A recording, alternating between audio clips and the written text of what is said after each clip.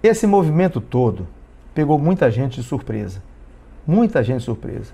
Eu estive falando num vídeo que eu gravei que muita gente não se prepara para as adversidades da vida. As pessoas sempre acham que tudo vai dar. A maioria das pessoas pensam que as coisas não mudam. As coisas não mudam. Nós que já temos uma experiência, alguns quilômetros rodados, a gente sabe que a economia, as situações da vida podem mudar de diversas maneiras.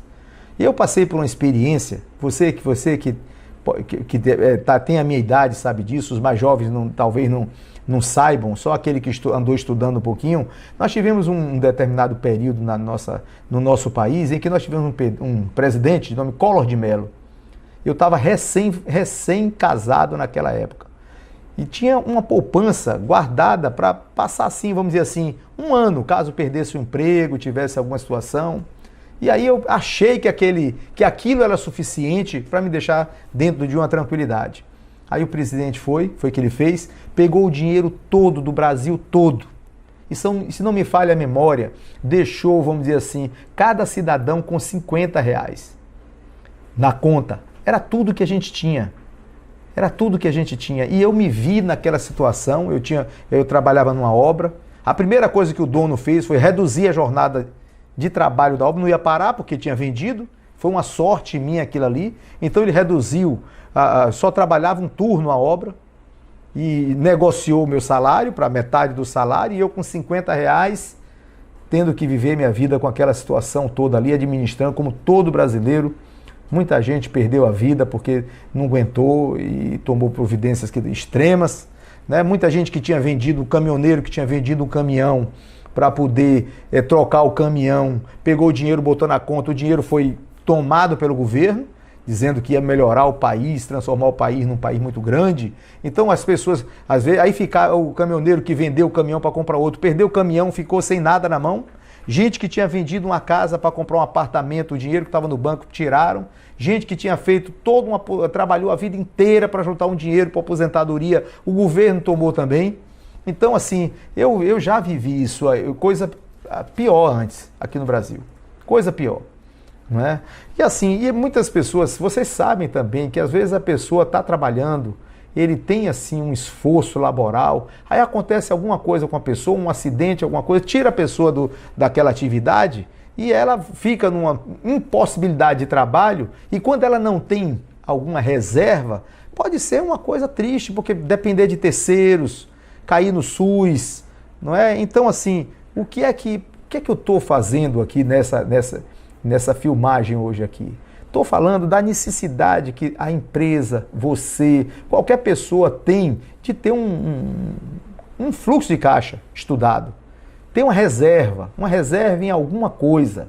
Uma reserva em alguma coisa. Eu aconselho um investimento no Brasil que eu vi assim, ao longo desses anos todos, depois que eu passei por Collor de Mello, depois que eu estou passando aqui pelo coronavírus, depois que eu passei pela Bolsa, quando teve aquele caso, né, evento do cisne negro nas bolsas de valores, que as bolsas foram lá para baixo com a greve do caminhoneiro, depois que nós passamos pelo governo anterior aí, que foi impeachmentado, que as bolsas despencaram, o mercado de ações também, vi também a crise de 2008, não é? Então, o que é que a vida tem ensinado com isso aí? É bom você não colocar o dinheiro todo numa cesta só. Numa cesta só. Se você gosta de trabalhar com ações, trabalhe com ações, mas tem alguma coisa em imóveis. É importante. Você pode estudar, você vai pegar aí entra no Google, o Google hoje sabe de tudo, né? Então você pega os dados aí de quem investiu em imóveis ao longo de 20 anos. É um investimento em que, primeiro, o governo para tomar só uma implantação de um regime totalitário que faça, como aconteceu na Venezuela, de um CPF para um imóvel. Só vai ter um imóvel quem tiver um CPF e só vai ter cada imóvel só pode ter um CPF e tomar o dos outros para o governo redistribuir. Bom, aí é um caso extremo. É um caso extremo. Mas assim, em situações normais, dentro de um país democrático, o imóvel é um excelente investimento. Aí você diz assim, mas eu vou alugar, mas pode ter problema. Problema você pode ter em todo lugar. Mas hoje está mais fácil você tirar uma pessoa do imóvel quando ela não paga.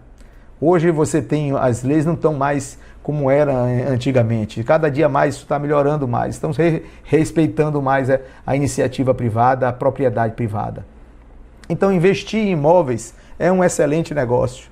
Olha só agora aí, as bolsas despencaram. Quem comprou apartamento baixou de preço um pouquinho, mas já está começando a subir de novo.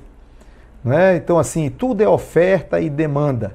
Mas pegue um gráfico de valorização de imóveis ao longo de 20 anos e você vai ver que assim, é difícil alguma aplicação convencional acompanhar a valorização, se ele estiver bem localizado.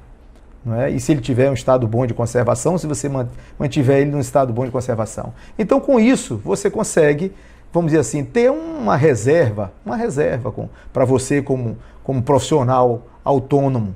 Para quando você se aposentar, você tem aquela reserva ali em imóveis. Então, assim, você pode ou construir para vender, fazendo a incorporação imobiliária, mas você pode também construir e alugar. O aluguel pode ser uma renda. Né? Hoje você tem um investimento chamado fundos imobiliários, que você entra no mercado você entra no mercado financeiro e você investe naquelas empresas que compram apartamentos, compram salas comerciais e alugam e fazem aquele... Mas eu sou muito conservador nisso aí. Se a pessoa quiser entrar por aí, tudo bem, mas eu acho que é melhor, é aquela coisa de quanto menos sócio, melhor. Quanto menos sócio, melhor. Então, aquele que puder ir construindo devagarinho, fazendo aquele pé de meia, né, que é uma coisa necessária. Quem tem um imóvel, ele tem um aluguel. Seja ele comercial ou seja ele residencial, ele tem um aluguel. Se você, a média percentual, se você compra um apartamento na mão de terceiros e aluga, você vai ter em torno de 0,5%, 0,6% ao mês de retorno. Se você constrói, você pode ter 1%, 1,5%. Hoje em dia, nenhuma aplicação está dando isso com a Selic do jeito que está. Nenhuma aplicação está dando. Você tem 1% ao mês em cima de um valor do imóvel que fica ali todo mês chegando para você. Com 100 meses a 1%, o imóvel é seu. A partir dali, você pagou o imóvel, porque o valor da construção em 100 meses a 1%, você tendo retorno em 100 meses, o imóvel é completamente seu, o que entrar daí para diante é lucro líquido. Lucro líquido. Então, assim, é um investimento extremamente convencional e seguro.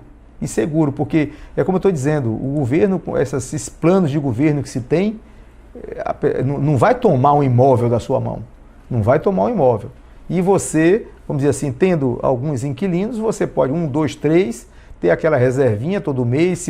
Se um não pagar num mês, no outro vai pagar. Não é? Você pode, assim, se beneficiar com essa segurança que esse investimento pode te dar. Então, o que é que eu aconselho? Para a empresa também, fazer uma reserva. Nesse momento agora, as empresas que estão sem reservas, elas vão sair da crise endividadas. Ou vão sair endividadas, ou vão sair quebradas, e aquelas que têm um caixa de reserva, ela vai gastar o caixa dela, mas depois ela vai pegar fôlego, começar de novo começa a fazer o reserva de caixa também. Eu sei que é difícil hoje em dia um empresário fazer reserva de caixa, porque geralmente o governo pensa, ser empresário ganha dinheiro, não sabe a ginástica que é para o empresário manter a empresa saudável. Tem mês que é negativo, tem mês que é positivo, tem mês que é negativo, às vezes é negativo de novo, aí vem positivo, e a pessoa faz aquela ginástica o tempo todo. Eu tenho um conhecido meu que diz assim, a gente mata 1 leão por dia. 1 leão por dia para manter a empresa funcionando, os negócios funcionando. Então, fluxo de caixa bem controlado e reserva de caixa. Isso pode ser a diferença na sua perpetuação como empresário, como empreendedor. E isso também serve para a pessoa física. Você já deve ter ouvido falar daquela história de José, né? José do Egito, né? Das 7 vacas magras e 7 vacas gordas, 7 vacas gordas e 7 vacas magras, né? Que o faraó teve o sonho e o José interpretou o sonho como sendo 7 anos de fartura que o Egito teria e 7 anos de situação deplorável que o Egito teria. Então ele decifrou aquele sonho do faraó, o faraó deu administração para ele, o que foi que ele fez? Fez silos de trigo. Ele armazenou alimento para o período que tivesse a penúria, ele teria como distribuir aquele alimento para a população. Então assim vamos dizer assim, que a gente deve pensar. A pessoa que ganha 2.000 tem que guardar 200. A pessoa que ganha 4.000 tem que guardar 400. A pessoa que ganha 10.000, guardar 2.000 por mês, guardar numa continha ali. Ele não pode sair gastando tudo. O que normalmente acontece, isso tem um livro muito interessante, O Pai Rico, Pai Pobre. Eu recomendo para os meus filhos, eu dei para eles esse livro quando eles eram adolescentes. Né? Então, Pai Rico, Pai Pobre, ele fala exatamente isso, da necessidade que a gente tem de sempre estar armazenando. Nós temos que sempre fazer. Tem pessoas que ganham 10.000 e gastam 12. Tem pessoa que ganha 10.000, no 15º dia já gastou 10.000 e entra no final do mês devendo isso aí. Não tem controle, não tem assim aquela disciplina que a pessoa deve ter com o financeiro. Para se crescer economicamente, tem que ter disciplina. A não ser casos assim excepcionais, pessoas que são gênio, a pessoa que tem são diferenciados, mas assim, no normal, pessoas normais, que trabalham, que têm emprego, tem que guardar um tanto de dinheiro que ganha para passar os momentos difíceis da vida, para poder a pessoa, com um momento como esse mesmo, né? Ela vai gastar dinheiro, podia estar gastando desse caixa que ela fez ao longo da vida. E é assim que eu acho que você deve procurar ter essa disciplina para poder viver melhor.